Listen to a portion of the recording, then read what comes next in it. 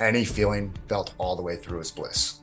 Knowing what to do means listening to this, listening to the brain or listening even to the heart. Yeah. Whereas we got to keep going a little further down, not too far down. Right. What and how I thought about myself was the first big step for me in shifting that equation and drinking less. Because again, Taylor, just exactly what you said. If I loved myself, I wouldn't do this to myself. One of the largest markers of longevity on the planet is a sense of community. At a certain point, especially if you know, or if you think you know, right?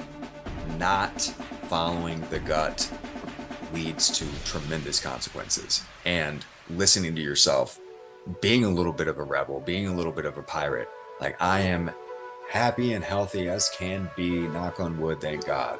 And a lot of that has to do with how I handled the last 2.5 years. And it wasn't staying away from people, and it wasn't avoiding community. It was giving my friends fucking hugs and I got arrested for coming in. Yeah, exactly. Yeah. Welcome aboard a very special episode of the Captain's Lifestyle Podcast. I am joined by my two friends here, Chase and Dave, and we are at the Captain's Lifestyle Immersion. We're on day 3. Technically day 3, and we're just now getting started. It's Friday, boys. We got a lot of stuff planned, and before we get into this episode, I would like to give you a word from our sponsors. Number one, this episode is brought to you by Newtopia, which we are all sipping on right now. We got some Nectar X in the mug. It's delicious. It's my favorite tasting nootropic from Newtopia. And after what we got into last night, it is a very much needed boost to our brains. Yes. So you can get the hookup on Newtopia products if you head over to newtopia.com/Taylor. That will save you 10% on the best customizable nootropics. Speaking of nootropics, Ketone IQ is fantastic for a nootropic boost as well. This episode is brought to you specifically by their new Ketone IQ shots. So now you can take these on planes or travel or throw them in your gym bag or wherever. And let's cheers. This combined with the Newtopia, it's like rocket fuel for your brain. Cheers, boys. Boys, here we go.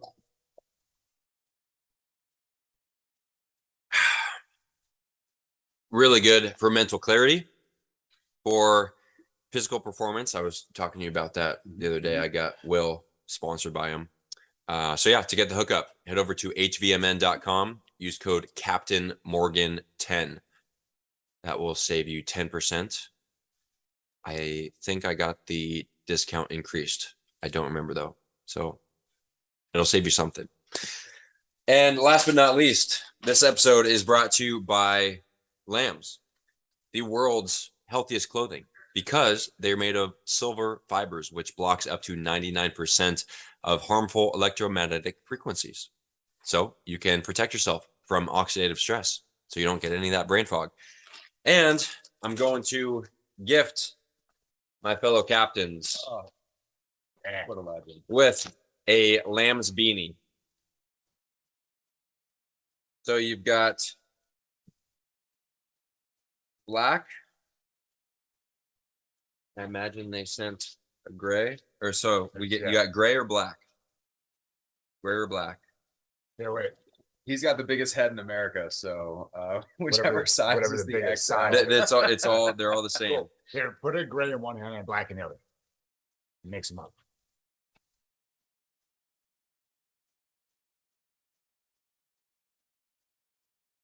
Black. Take the gray. Alrighty. Yeah. Go ahead and open. And pop it on if you so choose. And they will stretch out. They're a little snug when you put them on, and they will stretch out. I wear mine to sleep sometimes, and it's great. It would, Thank you, brother. You're welcome. beanie will be nice in the tent tonight. Yeah. Yeah. We are sleeping outside in tents, and it is raining. So To get the hookup on anything from lambs, head over to getlambs.com, enter code Captain Morgan. That will save you 25%, I believe. So who I have with me here?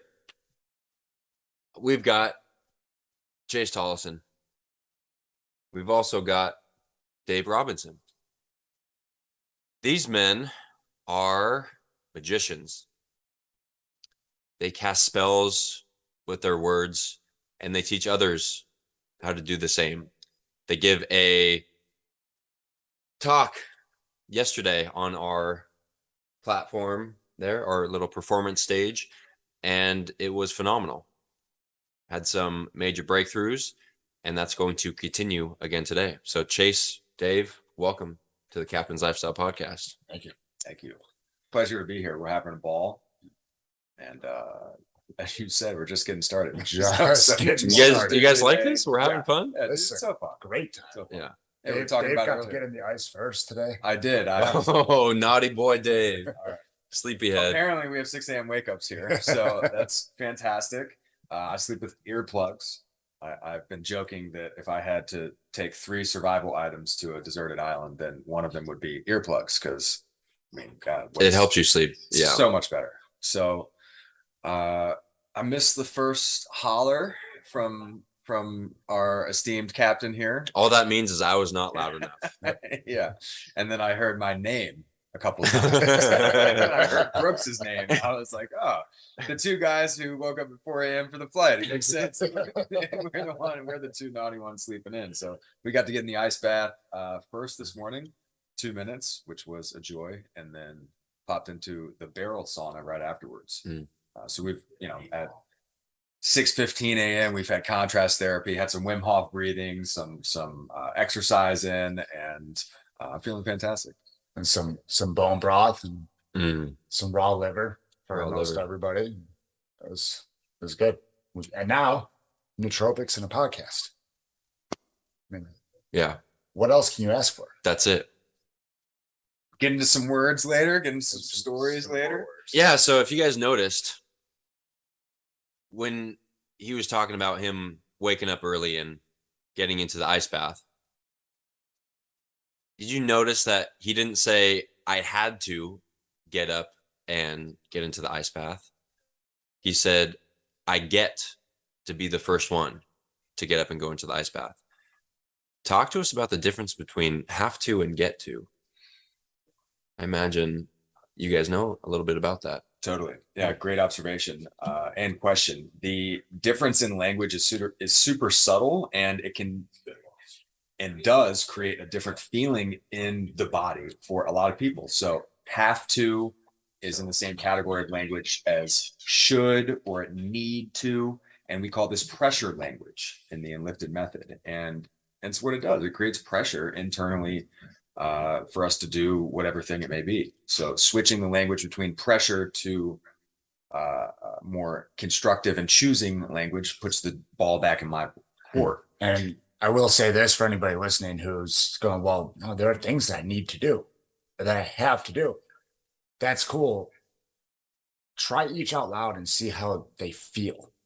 Because regardless of what the logical brain says, like, oh, well, I have to go get my kids from school.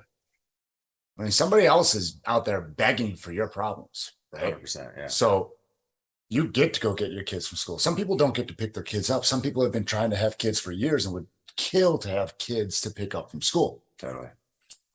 You tried to call 2 timeouts. Yeah. No worries. Pause here. So you mentioned the Enlifted Method. Yeah. So the Enlifted Method, for those of you who have not heard my previous podcast with Mr. Chase Tolleson, who is a repeat guest, or Mark England or Adam Chin, the Enlifted Method is what these guys are a part of. So let's rewind a bit and give a proper introduction. Both of these gentlemen are level 3 certified Enlifted coaches. They are both co-hosts of the Get Enlifted podcast. And like you've just seen, they know a thing or two about words. So Chase, just give a brief introduction of yourself, like 30,000 foot overview. Well, some call me the mystical giant. I'm one of 3 mystical giants, to give credit where credit is due. men's health and wellness coach. I owned a gym for 8 years and shut it down to create more freedom. And now we're making waves all over the world. And I get to co-host the Get Enlifted podcast and be a part of that team. And it's fun. It's a constant reminder of the power this work has. Mm-hmm. You, sir. Dave Robinson from Richmond, Virginia. I've been in and out of coaching for a long time. I've been full-time in coaching again for the past 5.5 years. And I fell in love with the words pretty much on first sight. This work has been so impactful for me personally to be able to shift my own internal stories, have a different conversation on a daily basis in my own head and externally. And as a men's coach as well, as a professional story worker and co-host of the Get Enlifted podcast and a lot of other fun collaborations all over the place. Stay tuned for the Mystical Giants retreat. No doubt, man. And there are just so many fun things and joyful things and impactful things happening in our communities and the communities we're creating. And it's just so super rad to be a part of. I mean, This being one of them. Yeah, right? look Exactly. at what we get to do this week. Yeah, literally. Yeah. Yeah. Strengthen. Speaking of, Chase, Great. the strength thing. Yeah, Yeah. we got to talk about that. Yeah. We will talk about that. And speaking of this weekend, the theme of these days were yesterday we got unstuck. So we overcame our victim mentality and we embraced challenges. We did ice bath. We did workout led by Leo Savage. We did the emotional work, the Enlifted Method. And then we had a super emotional Awesome. meditation where I died. We won't have to get into that now. I didn't literally die. We did well, now we have to You go explain. Now we have Yes. to talk Yeah. about it. Now we get to talk about it. Yes. So Leo led a really beautiful ceremony and meditation where we went through in our own minds, and while utilizing various forms of breath work and mantras, we basically went from birth to present and then had a view of our death or our funeral afterwards or whatever came about through the meditation. And everybody was impacted in some way through that, and I absolutely was. I saw myself at my funeral and had a really beautiful moment up above everything and kind of looking down. You Yeah. I mean, Yeah. explain you. Yeah. When I say I died, I mean that I came to the point in my head where it was like, okay, you're gonna die. Are you okay? Because we were holding our breath. It's like, are you okay? It's like, yes, I can hold longer. I'm okay with dying. And then it was it was very inspirational. I saw the higher version of myself, watching myself being completely okay with dying, because I knew what I had to do to achieve this higher version of myself. So he was talking to me. He's like, all these things that, like the Billy story, all these things that you tell yourself in your head, yeah, those aren't true. Like, this is the actual version of you. And to just keep going, like hosting these events, I know is one of the things that I'm made for. And this will just keep getting better and better. This is the first one. Crushing. So Yeah, thank yeah, you. right. Thank you. So that was the meditation for me. What was your experience? So as I went out to the point of death and then rewound and looked back, I seized that as an opportunity to write the script of the next chapter. And what I want to impart on my daughter in the first few years of her life and how I want to show up as a father. And Wow. It was really cool to be able to take a moment and see that and immerse and let myself feel it and taste it, smell it, and just imprint it into like every cell of my being. Because now that I've felt it happen, I'm like, the only option is to have it happen. Yeah. I got to the point in my meditation where what Leo said stuck to me. He's like, if you think you need to breathe, make the cells in your body eat the oxygen out of your cell, dude, out that of was your so lungs. Cool. That was Yeah. so cool because I felt I like had little visions of them like just Yeah. like this part of my body going into the inside and just just like Pac-Manning. It's like, okay, if the you air in my lungs, if you and actually it need helped me- oxygen, go made get me the hold oxygen. on a little longer. Yeah. Yeah, That's great. that was awesome. Those were some intense breath holds. Yeah. Yeah. Speaking of which, that was like the theme that I said after you guys gave your talk. I told the guys, yeah, today we're getting unstuck. We're seeing our victim mentality and ways to get away from that, and then we are going to embrace challenge once we understand that. Now, the victim mentality. Would it be wise to give a definition here? Let's do it. It's always, yeah. It's always The victim mentality is an acquired personality trait in which a person tends to regard themselves as the victim of the negative actions of others, even in the absence of evidence.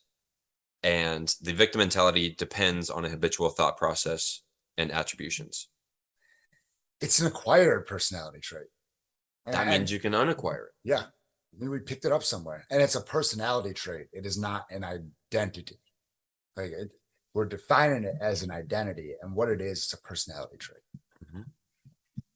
So once we were able to identify that in ourselves, then I told the guys about the power of the mind and how you do have those two competing voices, and you start asking yourself, what if the good stuff? What if I could hold my breath 30 more seconds? What if I could? Like, what if I had to actually, what if I was underwater, which is the meditation Leo brought us through? What if I was actually underwater and I was holding my breath, waiting to be rescued or whatever? Could I actually hold my breath 30 seconds longer?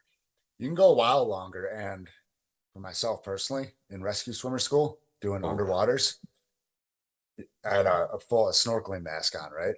Yeah. And full Olympic pool, so 10 yards across, 14, 15 feet deep. And my nose would just unconsciously, subconsciously just be trying to breathe in as I was in the water, like down on the bottom. Like, fuck, I'm glad I have a snorkeling mask on right now. Otherwise, I would be inhaling the water as I was getting that physiological response where the body was like, it is time to try to find some air. Wow. That exercise went each day until somebody passed out. So, and when was this? rescue swimmer school in the Navy. Yeah. Yeah. Wow. So that's intense. Yeah. So when he was talking Would about not that, recommend. Yeah, no. So when he was talking about that feeling, I was like, oh, I remember that. Yeah, got it. Yeah. Dead nuts on. That will happen. Wow. Yeah.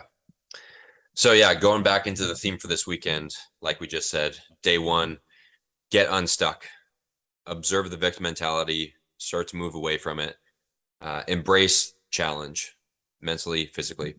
Day two of the progression of what we're on today is celebrate wins and celebrate yourself. Not sure how you guys are planning the flow today based on what went yesterday. I'll leave that up to you guys. It's fluid. It's fluid. Yeah. We have a couple different options. And the cool thing about knowing this work is we can read the crowd. Yeah, you go where the action is. Same thing, Mark at On It last weekend was a great example. He had like costumes and props ready, and none of that came out. Yeah. Because that negation knowledge was not where the action was. So it's there's a couple different on the table, and I'd take the stance as of right now in my journey that a good mark of being able to create a good presentation, a good talk, is to not be married to a specific plan. Yeah, adaptability. Yes. Yeah, sure. Yeah. That's why you can't just study a script. No. Right. Just try to repeat the words. Well, think about that. That's really schooling, right? That's just like memorization, right? There's a big That's what we're difference taught. between memorizing something and getting this specific set of what's on this page or whatever down, and knowing the information. Knowing it. Knowing comes from practice and reps, and and it can come from also memorizing, and that's a piece or a step along the way. But when we take especially if you love something, if you're interested in something, if you have passion for something, and you take that knowledge and keep going, keep asking why, keep iterating, keep putting in the reps. You know, in many ways, many of these men have done that on themselves. When you contemplate something. Exactly. Don't think about it. Go further than thinking, go further than considering, and contemplate. Yeah, where it's on your mind consistently for a long period of time. Start to make changes that way. Start to affect change that way in a very positive manner. Yeah. Cool. Okay, so we've talked about the words, and I know I've been on before, Mark's been on, Adam's been on, and it was back in the early 100s on episodes. Yeah. So abracadabra. What does that mean? What does it mean? I mean, do I have a fucking rabbit in a hat somewhere? Like, or a tattoo, or a tattoo on your back. Or let's gotta talk about it, you gotta be about it. Here we go. Yep. Abracadabra in Aramaic, right? Hebrew, because finding an Aramaic script generator was really dodgy, so I figured I'd go with a language that I could verify what was going on. Are you sure? This is what this says. Aramaic was like a root language of Hebrew, Totally. so it's a good compromise. And abracadabra comes from the ancient Aramaic for "with my word I create." What's the definition of a spell, Dave? Y'all remember taking spelling back in elementary school, middle school, Indeed, high school? Spelling is the formation of words, or the definition of a spell is a word or collection of words of great influence. And so when we speak, we are quite literally, by definition, casting spells. Now, most or many are casting spells that create conflict internally and externally, and also are unintentionally casting spells that might be working against them. A lot of people are spewing dark magic all over their existence without realizing what they're doing. Yes. And the fix is so incredibly simple and practical. And now simple does not mean easy at first. It can be once you get the ball rolling. It can be daunting to look at your stories, though. But once you do it, that fix, and you're like, oh, look, light magic, easily. Yeah, and Taylor, I'm curious to see your perspective on this, because what I really love about this type of work is we can go into specific stories. We can do that in the past. We can look at, how you're talking to yourself now. We can future cast stuff. And at the same time, all that's just over here, because over here is getting into the fundamentals of words and language, and how the English language in particular has these specific ticks in it that point us towards, again, conflict and darkness and the things that we don't want oftentimes, right? The things we're really trying to avoid. And so what has your perspective been on the two sides? And in my opinion, they're kind of split down the middle, right? But is this stuff to you more stories? Is this stuff to you more words? Is it 50-50, 80-20? What have you seen? for me personally, Yeah, your viewpoint on it. For you personally. the words. Yeah. For me personally, it's been the words. I enjoy watching people overcome their stories more than the words, because it's just these major breakthroughs for people. Yeah. Like, I was so fucking happy and like fulfilled watching you guys do that. You know what's so cool about that to me, or for me, some of what we did out there yesterday, like with some of the emotional nukes, both like that anybody who's worked enough stories has seen, like, and it could happen the first 10 stories you work. Out there yesterday was relatively enlifted light, right? And the energy shifts were just like, you can take, to your point, 1 or 2 words and flip it. And as I know, when I rounded the corner on like around 100 sessions, I got to this point, kind of Dunning-Kruger effect ish. Yeah. We're like, oh man, it's like, it's just kind of simple stuff. Is it really going to be good for that? Like, oh my God, I feel so much better. Like, it's like, we just should detox it, flip the world. Yeah. Yeah. Yeah. Should detox. Yeah. Explain. Well, I really should explain, right? You should. I really should explain. Or, I mean, we could take the should and flip it out with a could and could say, I could explain. Huh. Yeah, I could. There's more possibility. Yeah. And like check in with yourself at each step, right? I mean, if I could explain, I guess that means I can explain. I can explain. I can explain because a lot of people are still using should and will benefit from knowing the path of the should detox. Why did I just put a because on there? Tell us those stats. Man. So back in the 80s, this experiment was highlighted in Dr. Robert Cialdini's book, The Power of Influence. And a set of 3 experiments were run where individuals were taken from the back of the line to the front of the line in a big copy machine room of a big Manhattan office. And they asked the people in the front of the line, excuse me, can I cut in front of you to make some copies? And 64%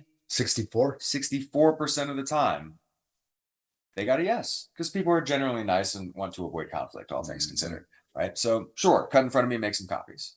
The second time they ran the experiment, back of the line, front of the line, they asked, excuse me, can I cut in front of you to make some copies? Because if I do, then I'll be able to get to my daughter's dance recital on time. Or because if I do, my boss will have his report for the big meeting, right? They give a legitimate excuse. And they got buy-in 96% of the time. But Now, wait, there's more. There's right? more. So not only do you have, a third more buy-in, 30+% more buy-in by adding a real personal because when they ran the experiment the third time and they took the individuals from the back of the line to the front of the line, they said, Because essentially they said, because I need to make some copies. excuse me, can I cut in front of you to make some copies because I need to make some copies? They still got a yes 93% of the time. So what this meant was that language-wise, if we give ourselves a reason to do something, we increase the buy-in by 30+%. So Now, wait, Dave, why does our language influence us so much? So like, why is this putting a because in there? Is it like, I mean, don't I get to choose the search and edits of my life, or is, man, unfortunately, we're not 100% in control of our thoughts and our lives, especially when it comes to what we focus on, right? There's this particular part of our bodies called the reticular activating system, and it's located in the limbic brain stem, right back there in the reptilian brain. And it's been around for a really long time, and its original use was to scan for danger, right? And prevent dangerous things from happening in our environment, right? And nowadays, or really what it does in general subconsciously is it focuses on what we deem important, right? And what we personally deem important. There's a really great example of this. and it's cars. Friedrich Nietzsche said, what you look at is what you see. Joe Dispenza says, where you place your attention is where you place your energy. And for anybody listening, whatever car you bought last, and if it wasn't a car, your last big purchase of like a staple item in your life. For me, it was these necklaces. Yeah. Once I started, because I didn't wear necklaces until, well, I did all throughout growing up in high school, and then I stopped until about, besides dog tags, until about, I don't know, 6-8 months ago. And then once I started seeing, not this one specifically, but like I've got a crystal one, I started seeing everybody had them, and before I never noticed it. A bunch of y'all got crystal necklaces, and I'm slacking with only having BG3. So Still a nice little piece. yeah. Get it out here, you guys. Necklaces. There you go. There you go. So our reticular activating system, if we say things like, man, I'm so unhappy, man, life sucks, life's so hard, guess what it's going to see? Yeah, that's your entire environment is going to now be focused on that particular thing versus focusing on what we do want. And it is much more than just seeing the positive and speaking positive and speaking stuff into existence and stuff like that. Our words are magic in that capacity. And what the reticular activating system focuses on is what is important to you. And so if what is important to you, or if the things you are seeing, here and in here and, whatever you are seeing, that is going to be what it highlights. Yep. And so if we choose to see things in a Choose to choose. light and joyful and abundant manner. Well, and you likened Not abundant. not abundant. We don't Not want to be abundant. an We don't abound, want- yeah. abound dance. Abound dance, exactly. Yeah. No. No, we're not about that. We're No. about affluence now. Because affluent comes from the Latin to flow. Yes. So not about abundance, but affluence. Yes. How's that for a rant? Interesting to think about. Yeah. Now the etymology of abundant is still good. Still and legit, but it doesn't sound good. Yeah. I don't want to be bound. To a dance. What are you dancing with? Yeah. So you A lot of you- questions. You Yeah. flipped it to what? Affluence? Which comes to Latin from the Latin to flow. Okay. And flow to me, not only do I think about like being in flow, you know, and, Yeah. and feeling good, but I see a river, I see water, I see things happening regardless, and I see it happening with a lot of power and a lot of inevitability Yeah. and ease, like water flowing downhill. Hmm. You know, and affluence is I see myself flowing to things and other things flowing to me. a very cool way to look at that. Let's play another word game. Let's go. You said strengthened. Yes. Talk to us about this word. You Well- pioneered this, didn't you? I love this. Yeah, I do too. I just hired I an did. email copywriter the other day, and I told her to talk about Yeah. the difference between, because we were going like, So what do clients feel before working Yeah. with me, and then what do they feel after? And I said, weekend strengthened. yeah, love it. So we'll back this one up a couple steps and we'll go all Laurel, Erica, word magic. Because a lot of people wake up in the morning to go to a job on the weekdays. We also go to wakes to mourn. And job comes from Job, which is the Hebrew for persecution. And we wander around in a week days, Monday through Friday, at our persecution when we were mourning after we woke at our wake time. So, We're gonna have to so have to play this one back yes. for the viewers here. I need more nectarine. do not listen. Oh, negation No, acknowledge. Listen to oh, this episode on single speed. Yes, yes. Slow this- Don't double time this episode. Because now, once you get done with those weekdays, well, why were you in a weekdays? Probably because you spent Saturday and Sunday being weakened by the weekend. So, how do we flip that? And this is there's a whole lifestyle thing there, right? And if we change the words, maybe, just maybe, our reticular activating system will pick up things that we can be strengthened on our strength end.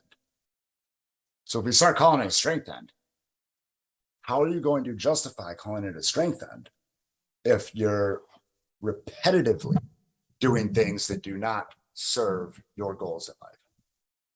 You know, there are times to unplug and unwind, and if you do those accordingly and properly, those times will serve your goals.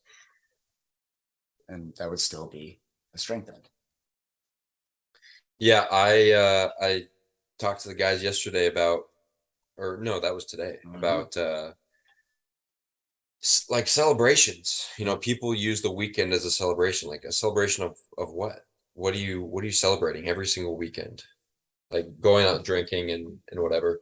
And when you celebrate, why, if you love yourself, would you celebrate by putting poison in your body? Are most people celebrating on the weekend, or are they running away? Yeah. And I mean, y'all, like, do y'all used to go out and drink? Oh, yeah. Absolutely. Yes. Raise your hand. Yeah, no doubt. To come down off our fucking high horse for a second. Right.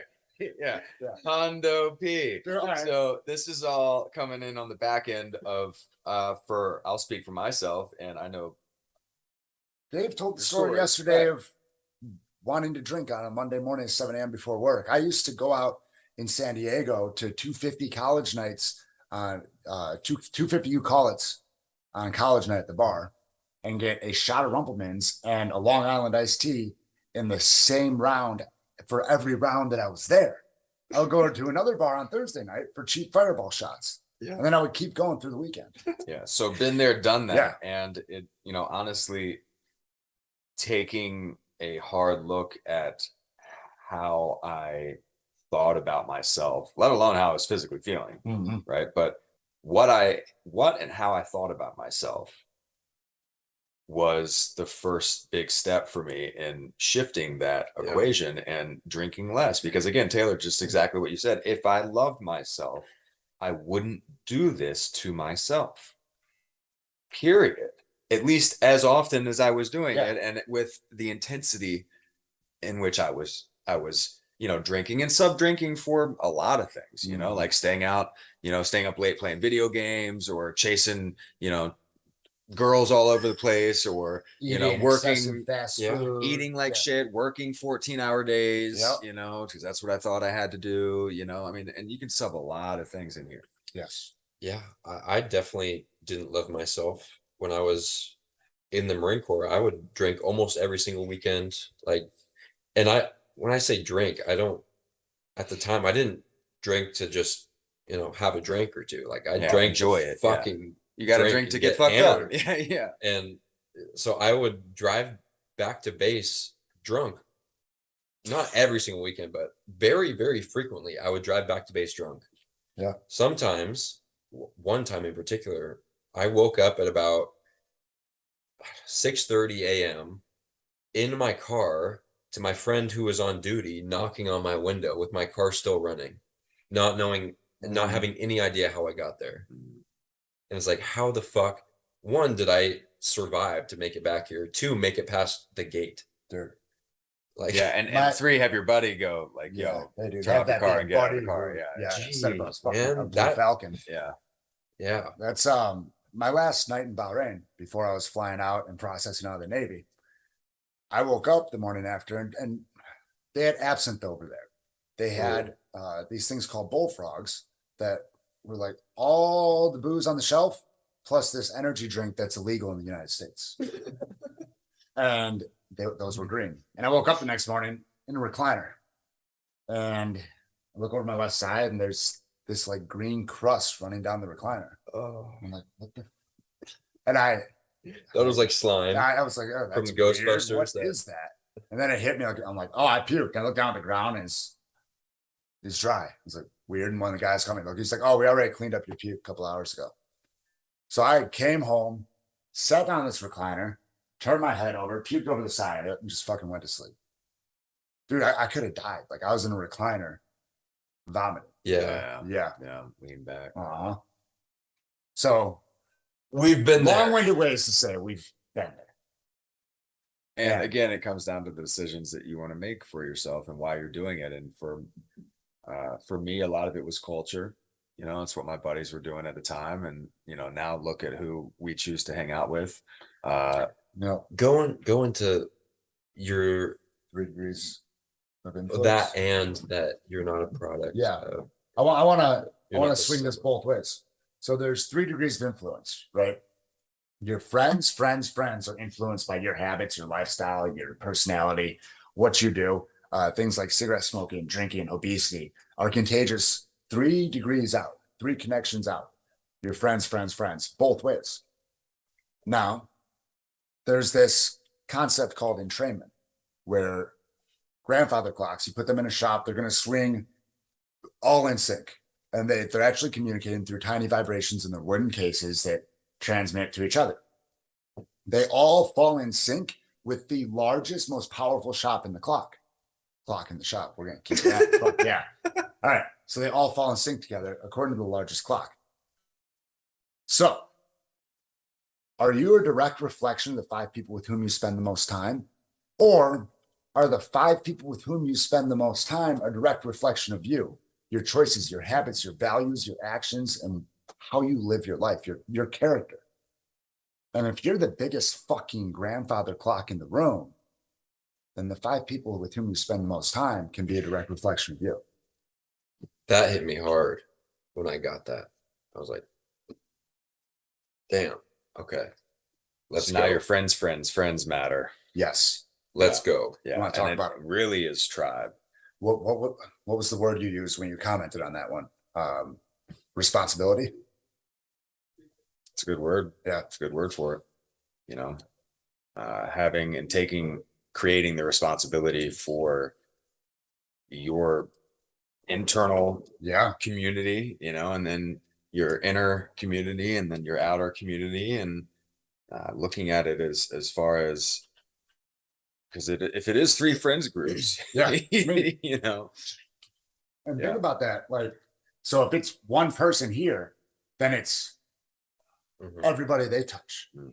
And then it's everybody they touch. What's really cool about this is, and this is rad, we're thinking about that in the negative way, thought about it in the positive way. That's ripples. That's what I'm impact. saying. That's positive right now. Exactly. If we're the biggest grandfather clock in the room, Yeah. that's and that's the sending ripples 100th out. monkey effect. Totally. Yeah.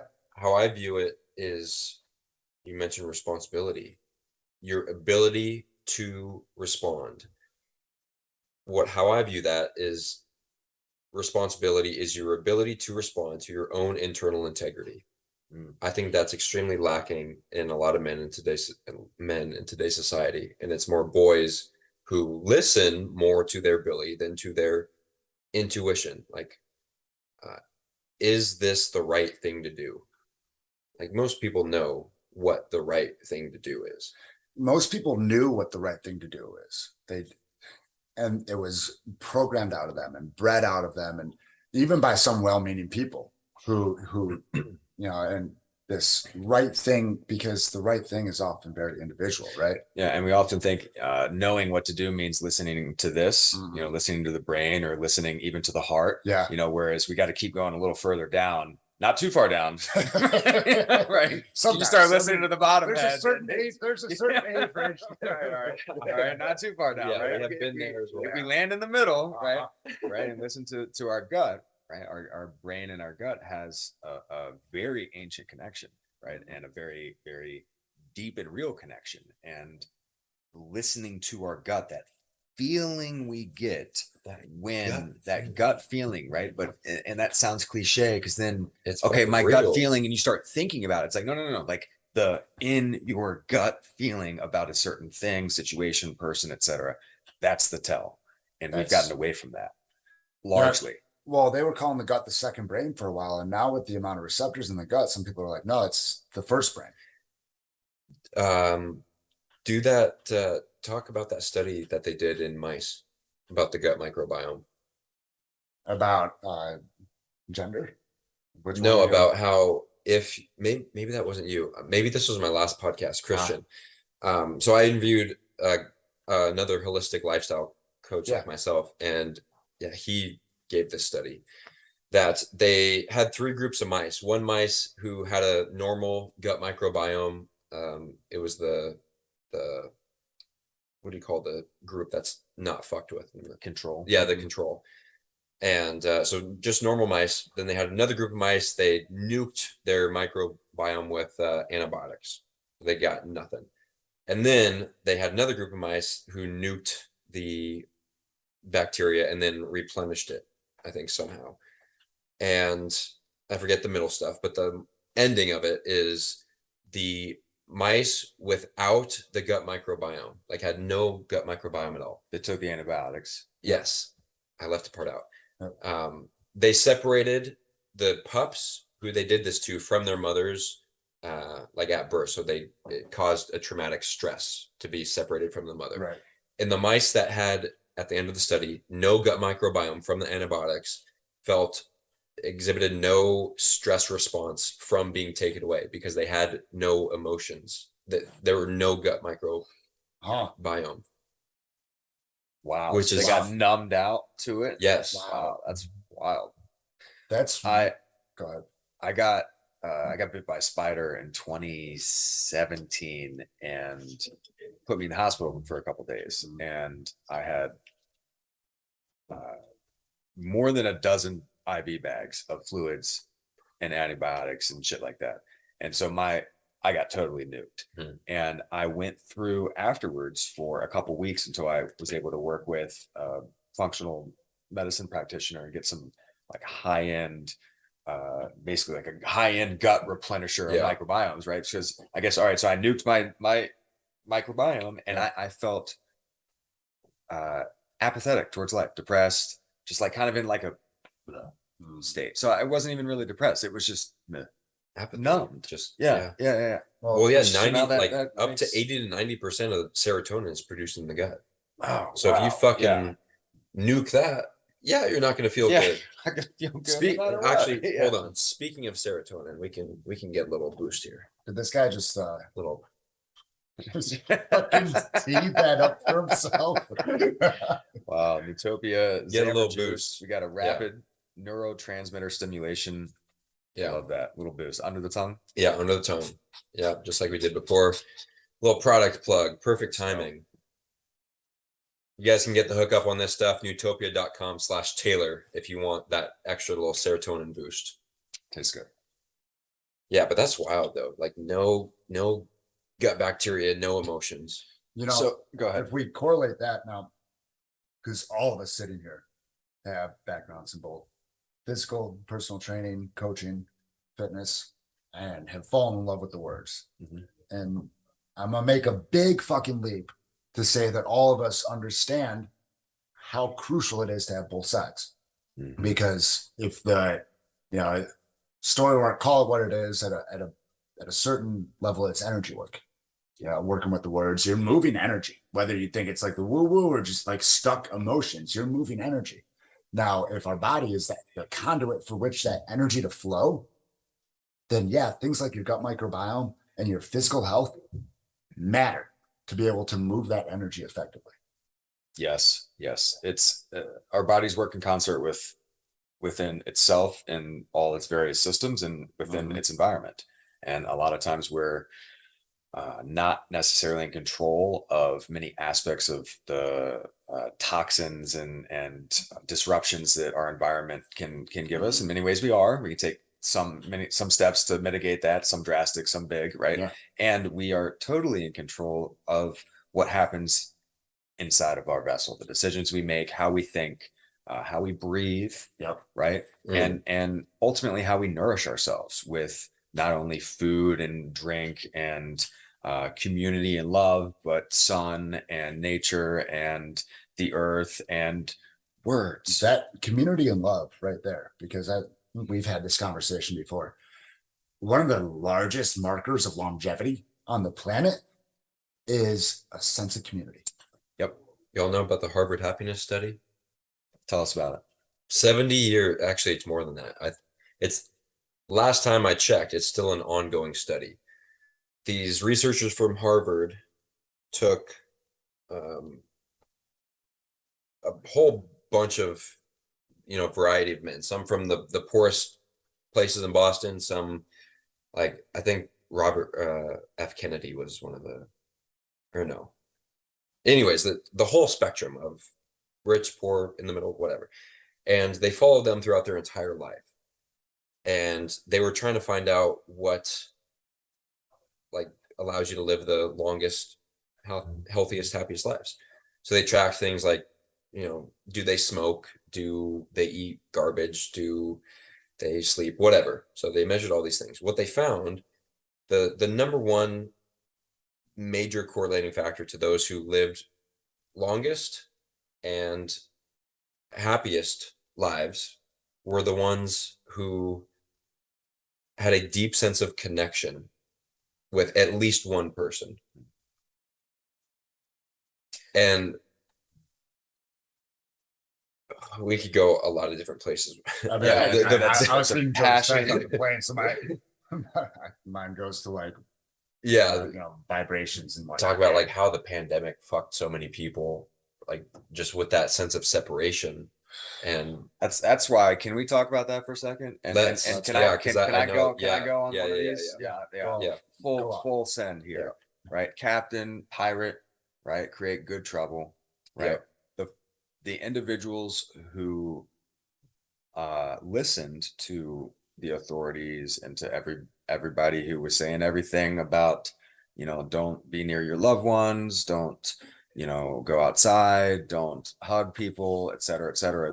Unfortunately, the following the rules in that capacity, hey, mask your kids, doesn't matter whether they're developing or not, like the speech, et cetera, right? And not seeing emotions, not seeing any of this stuff. Listen, like the people who did not have it within themselves and within their capabilities to stand up and to create a little trouble and to say no to the status quo and to the authority and to, you know, what many of them thought and felt in their gut was not right. Right. That's what upsets me so much about this is I have a lot of friends who still, for whatever reason, went along with certain things. They went along with, you know, the mandates. They went along with XYZ. And again, Now, raising my hand and being totally transparent here, the first month or 2 or 3 of that pandemic was pretty scary and uncertain. And yet, at a certain point, especially if you know, or if you think you know, right, not following the gut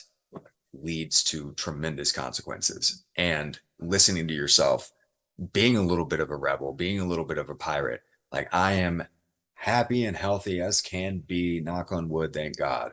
And a lot of that has to do with how I handled the last 2.5 years. And it wasn't staying away from people, and it wasn't avoiding community. It was giving my friends fucking hugs and I got arrested for coming in. Yeah, exactly, man. Yeah. I will say it helps to have at least a base level awareness of words or language, at least on the backside of it. Like when this first happened, as before I went through level 1, I had been through core language upgrade though. And when you start looking at the language that's used in the media by, like, you know, the same scripts for every news station and outlet throughout the country, no big deal. You can see what it does to the psyche and how it is. Some would say it would be very easy to believe that it's absolutely carefully constructed to give a certain idea of fear and create a stress response.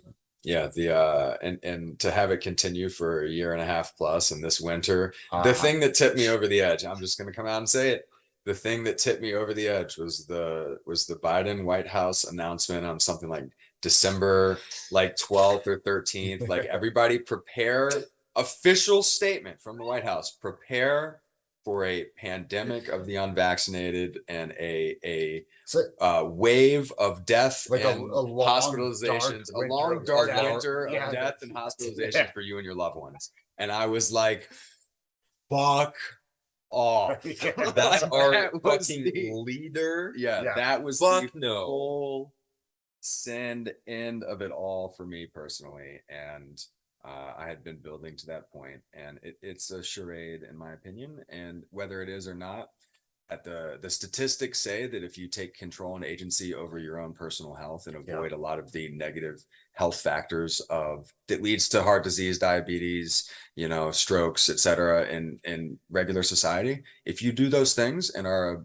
healthy and responsible individual, then you largely have very little to fear over what we just went through. Absolutely. And that wasn't said by a single fucking official because out there. What do we need, or what is very beneficial to dispel before taking agency over our own life?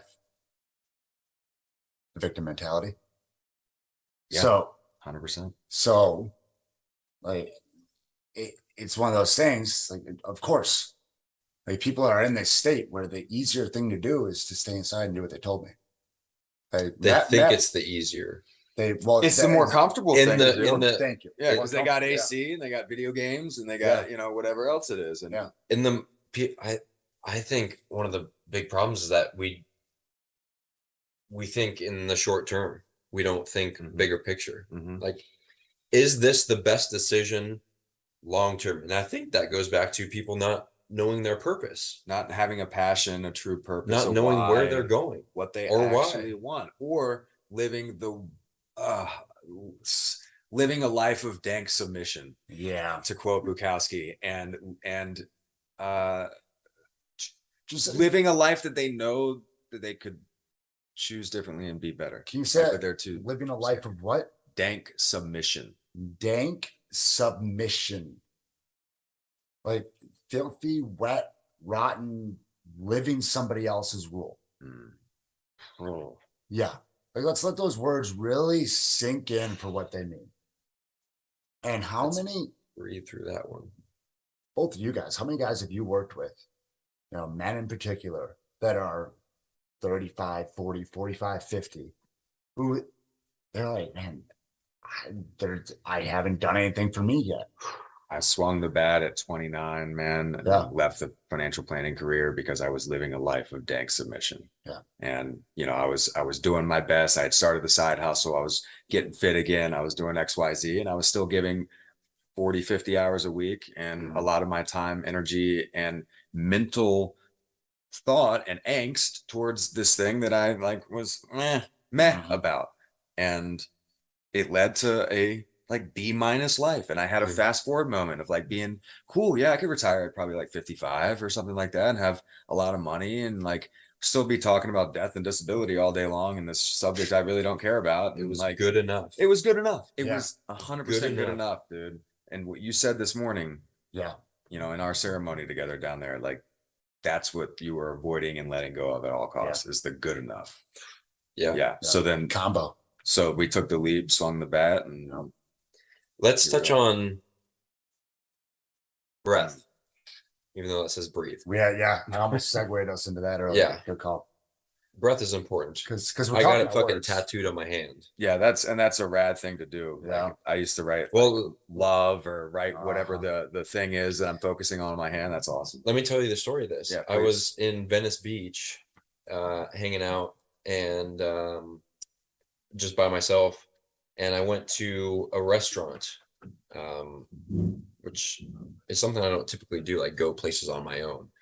And so this was like the fourth or fifth night in a row that I had gone here, and I smoked before going, and I was just, so I got to the restaurant and I was sitting there, and I noticed myself started to get very anxious and like worrying about what other people are thinking of me. Like, I'm just sitting here eating dinner. Like, what? I don't care what other people are thinking of me. So I noticed these thoughts start to come up. It's like, why is this happening? And then I just remembered to breathe, and I was like,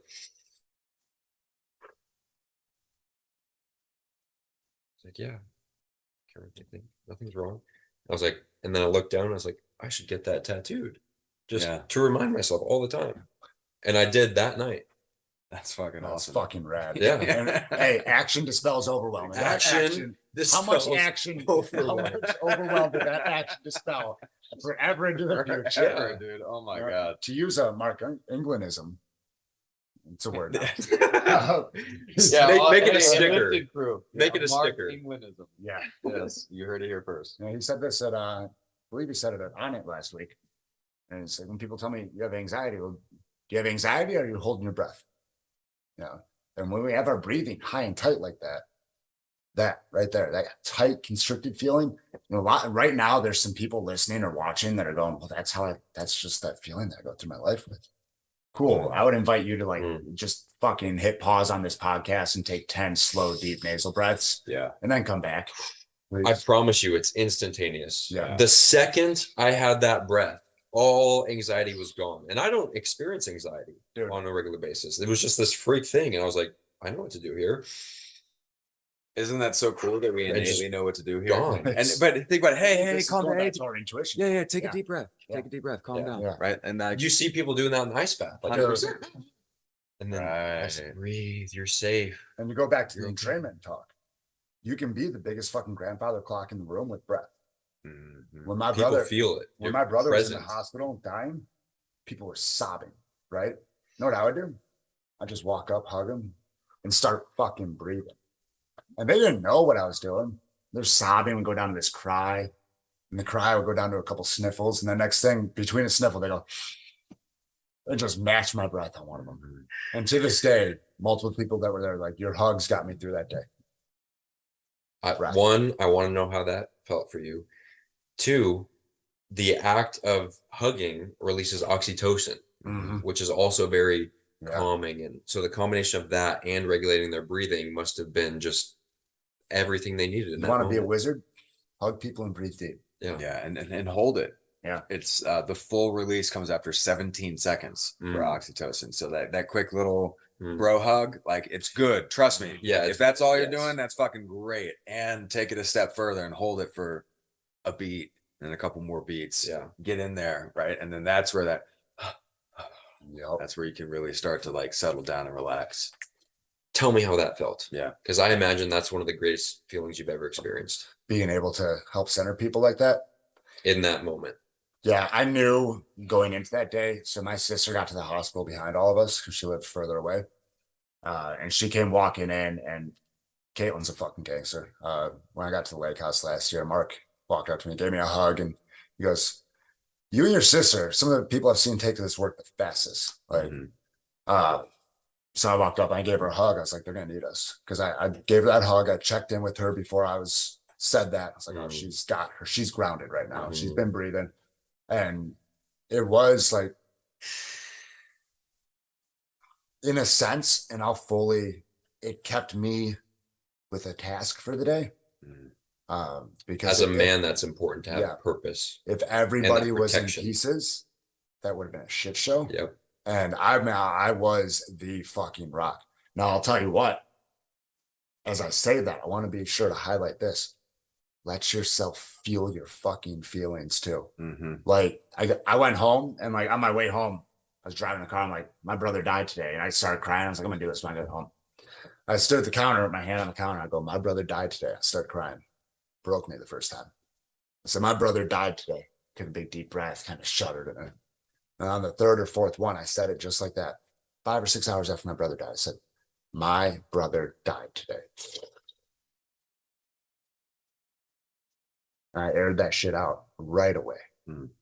Next morning, I woke up. I sobbed so hard, Sarah thought I was shaking the fucking foundation. As soon as I opened my eyes in bed, it was like, I fucking shook the house crying.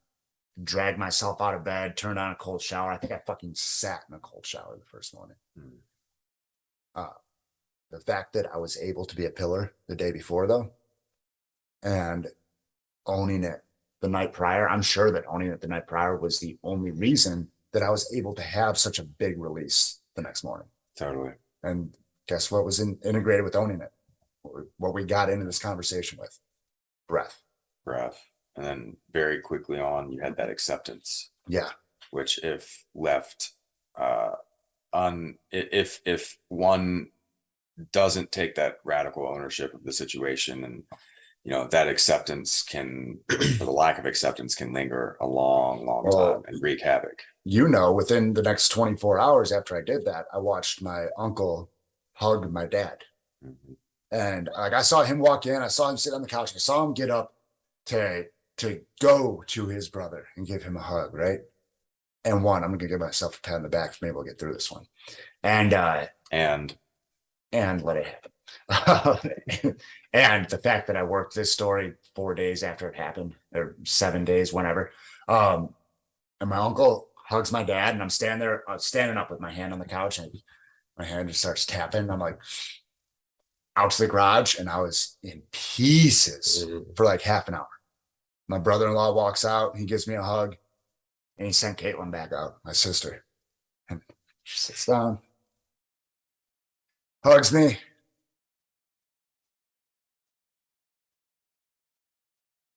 And that one right there was big.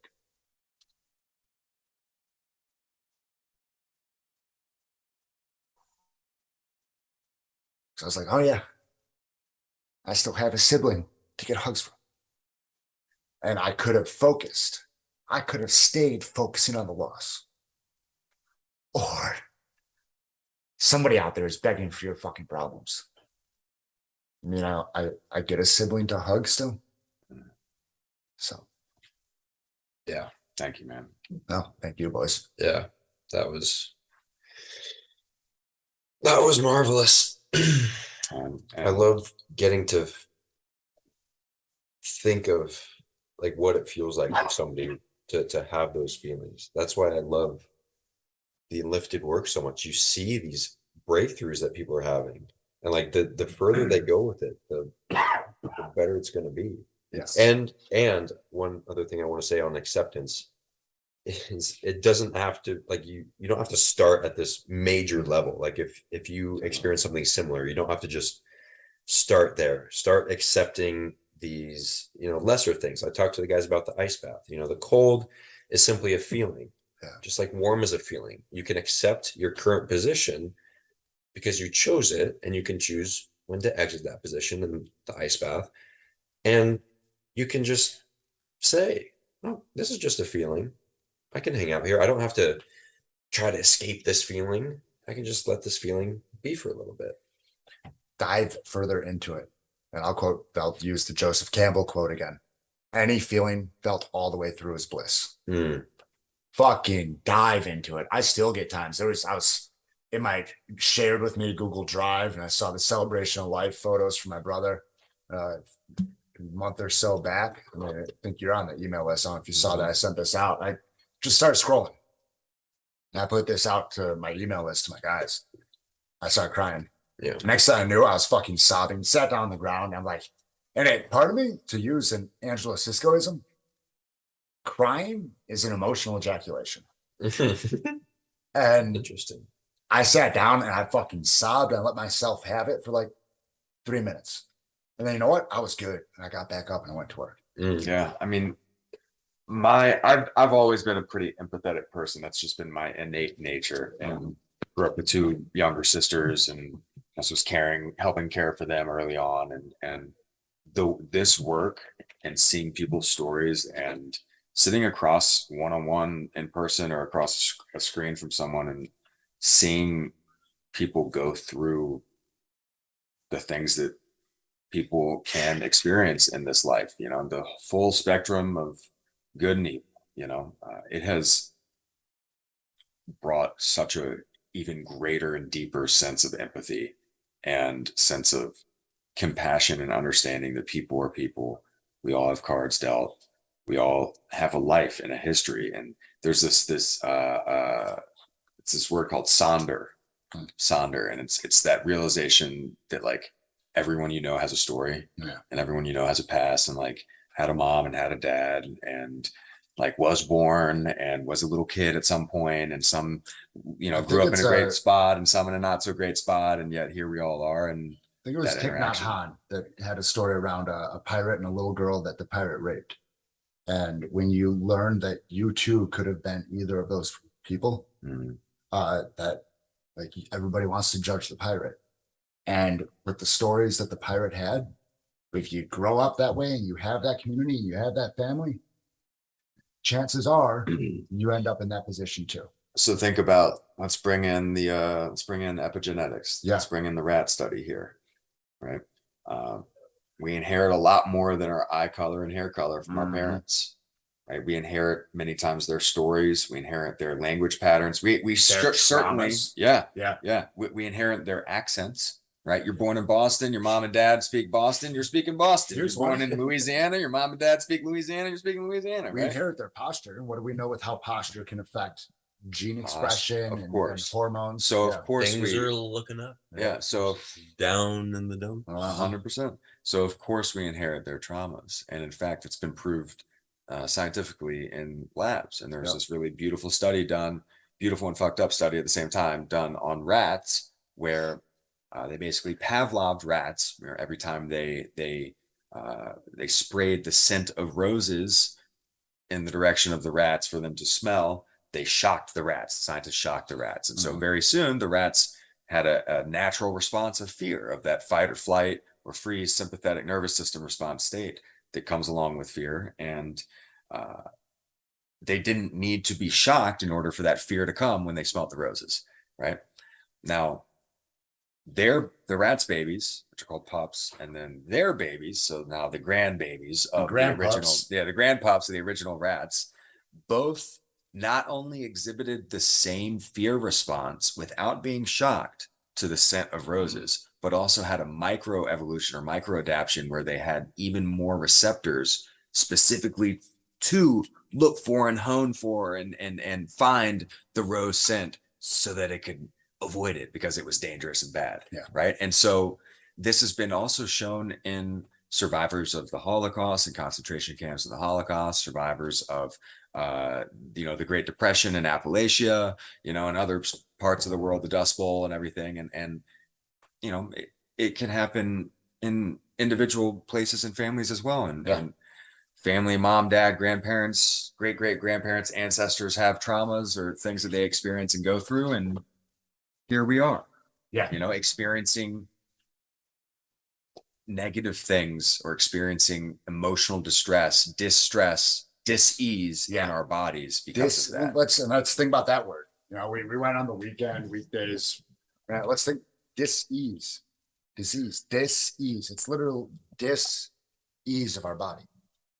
How do we create ease? Do we create ease by, you know, going out till 2 a.m, letting our mood be dictated by our favorite sports team for 7 days a week, you know, living and dying by fantasy football? And granted, like, if these are hobbies that y'all want to do, like, I've played fantasy football leagues. No doubt. You know? I won mine last year, Hey, but you know what? it didn't matter whether I won or Right, lost. exactly. Non-attachment. Like, it's That's all good. good.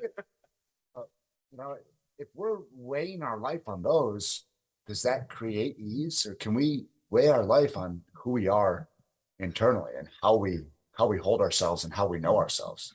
Yeah.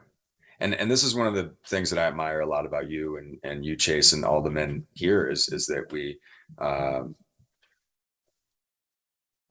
can be savages, right? We can get out there and do ice tubs and hot saunas and swing, you know, maces and bells and run miles and eat steak and liver and it's here, and it's here, and we're all leading by example, leading from the front when we can and how we can, but being open and honest enough to like be like, yo, I fucked up, and ask for help when we need it, and work to inspire other people and to help other people. And that's what's so rad about, you know, y'all in this community. What you just described is mature masculinity. Yeah. Everybody, That's the you know, expression of that. yeah, Yes. I mean, it's the everybody opposite of wants to- toxic Yin and yang. masculinity. Yeah. Balance. You want to talk about toxic masculinity is immature or shadow masculinity. Yeah. Most often immature. And that's mature masculinity. Has it, not hasn't, has it, I'll pose this as a question, been fully expressed yet? Or are we still on the verge of really fine tuning this thing? Oh, we're still tuning the hell Yeah. out of this, bro. Yeah. Yeah. I'm 34 years old. I intend to be chopping for another Well, 100 years. for the last couple of centuries, has mature masculinity been expressed? Was it expressed before and then taken away by conveniences and whatnot? And for the Totally. last century or so, When? yeah. Century? Well, I'm talking like Sparta and Rome. Hey, who's my favorite? Theodore Roosevelt was a G. There were some Yeah. No Yeah. doubt. during World War II. There were some fucking The greatest generation. So- men. And they were very closed off here. Exactly. Even some of those guys are the overactive shadow warrior archetype, Yep, and they're yep. still in a shadow archetype of the masculinity. You know, 100%. General Patton is a big example, and Yeah. you know, and, Not being able to accept the coward and others and yep, having that reflection of himself, slapping the soldier with PTSD. And, yep. Hmm. you know, So it's, you know, Patton wouldn't have sat here and told the story I did. He wouldn't have sat there with glassed over eyes with a tear coming down his face about it. You know, so that there is these guys that have been put on pedestals as heroes. You know, and to your point, they were putting off that side of savage, right? And there were also guys who were like super emotional, and were they really savage though? Did they have that ability to turn that gear on? And we're finding now, Adam Chin said something recently. Said the jocks are getting smarter and stronger. Yeah. yeah, Yeah. yeah. And now, We- now the jocks are getting stronger and smarter. Oh my God, that's great. And the nerds are getting weaker. And Yeah. And watching Disney. Yeah. Wow. We are warriors who know how to garden, not a gardener who's in a war. Yeah. Yes. Whatever that And saying to- is. And you took that macro and I took it very, very Yeah. personal. Yeah. Right? And we're always evolving and learning. And the day that, you know, I'll speak for me, the day I stop learning and think that I'm the shit and then, oh, I got this and everything's great and yada yada, is the day that it starts heading the other way. Yeah. You know, and being open and honest and humble enough to be like, yo, like I still got a long ways to go in a lot of things. And Happy with where I am, love myself, long ways to go. Very open for it. Well, that's key right there. It's Yeah. like, you better damn well be happy where you are, because if That's the you're- only place you'll if- ever be. If I've told you about this before, last time I was asked to do a perfect day exercise, so I live it every time I wake up, Mm. every time I rise. Pardon. Because when I rise and I live my day, if it's taking me to my perfect day, then that day is my current perfect day. It's the best day I've ever lived. And the next day will be the next best day. The next day will be the next best day. A lot of people don't understand that. Have y'all read The Power of Listen, Now? I haven't. Power of No. Now? man, fantastic read. Definitely recommend. Yeah, Power of Now. Eckhart Tolle just talks about being here. You're on an Now. Eckhart Tolle kick, huh? Yeah, I'm gonna read New Earth next. Nice. Yeah, but yeah, it's like if you're looking for happiness or fulfillment somewhere in the future, like when you're 65 and retire, you're not gonna find it there if you can't find it now. Like everything is here now, and depression and anxiety cannot exist in the present moment. Depression is worrying about like reminiscing on what could have potentially happened in the past, even though it couldn't have, because it didn't, and it couldn't have happened any other way.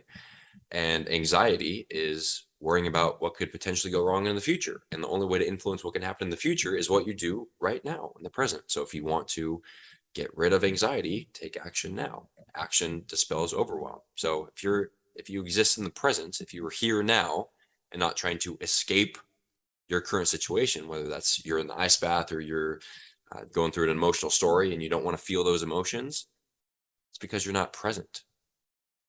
Those two things, the ice bath and the story, like those are very different things. It might seem like opposites, and they're very, very similar. Very similar. You get control of your story, the ice bath will get easier.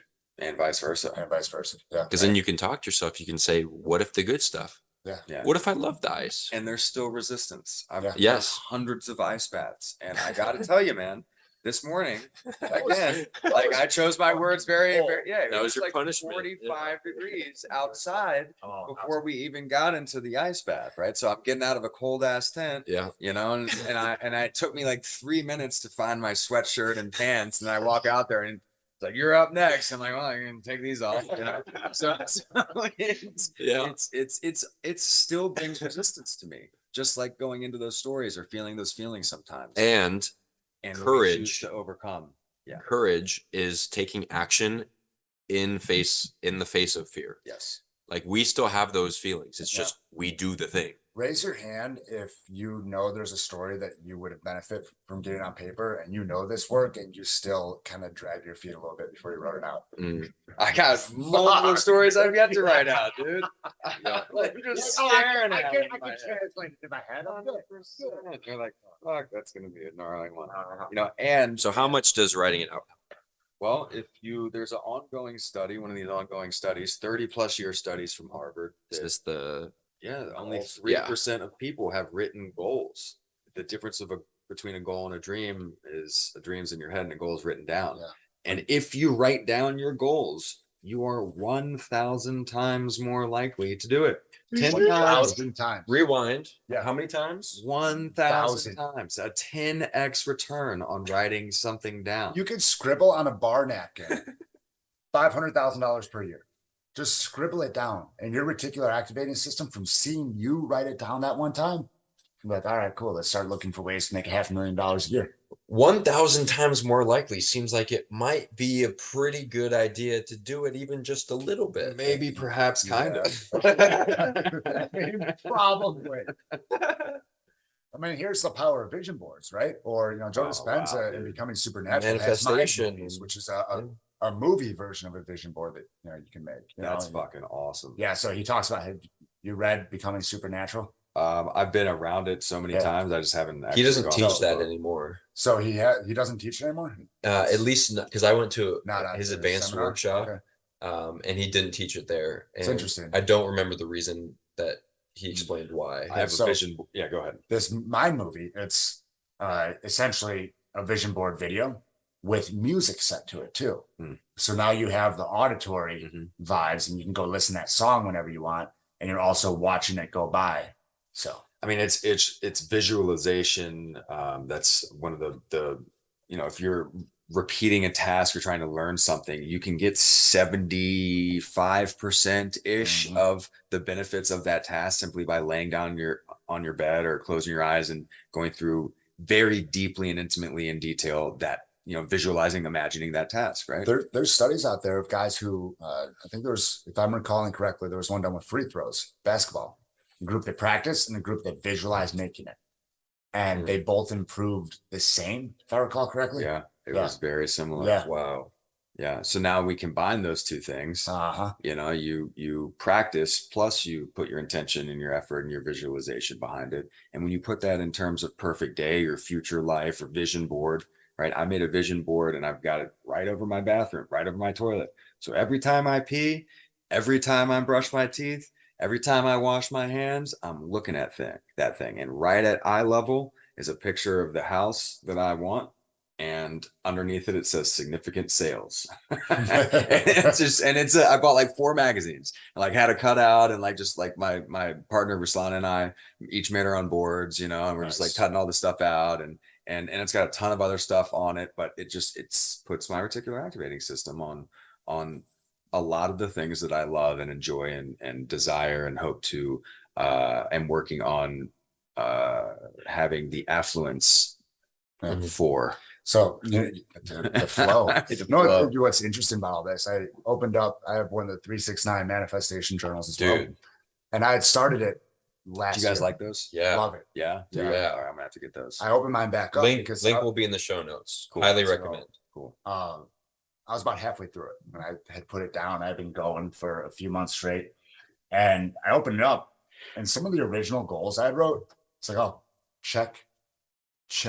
Yeah. Check. No Dude, doubt. what I write down in that So book cool. comes Celebrate true, the wins. Yes. Yeah. which is what we're going to do today. Yeah. Yes. Speaking of which, we should get going. Yeah, I mean, we could go Joe Rogan for 3 hours. here, We or We could- totally can. Should get going. We can we- get going because time is finite, and these guys want to go celebrate some wins. There we go. And the rain has stopped. There we go. I wonder if that fire's still going. Y'all ready for this? Hey, let's do it. This was Dun, super dun, rad. dun, dun, dun, dun, dun, dun, dun, dun, dun, dun, dun. Thanks, y'all. Peace. Cheers.